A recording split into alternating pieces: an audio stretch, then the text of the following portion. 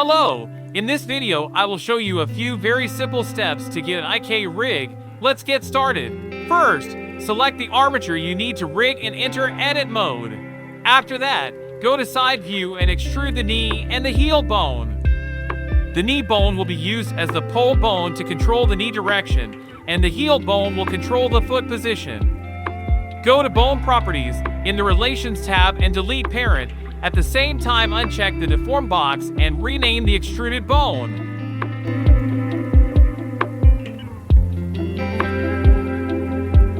Adjust the parameters a bit to avoid odd numbers. It will be convenient to do the other side. In some cases, we will do IK for a model that already has rig, and for weight skin we cannot delete half of the opposite rig. Select the foot bone, then select the heel IK bone and make parent.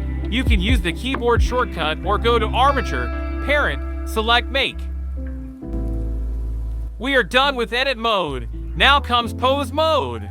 Select the lower leg bone. In Bone Constraints, then add Inverse Kinematics to create IK constraint. In this section, select target bone as heel IK. For pole target bone, select knee IK.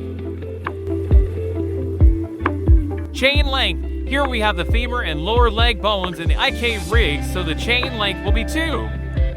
The ankle is a little crooked. We just need to adjust the pole angle parameter and it will return to normal. Almost done. Let's check it out a bit. Here we have a bit of a problem. The foot bone is following the heel IK too far and deforming the foot. We fix it by selecting the foot bone and adding copy location constraints.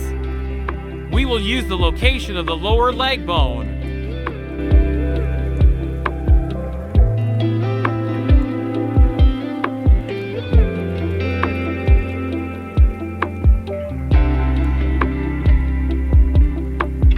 We're done! Now I'll do the same with the other leg and see the results.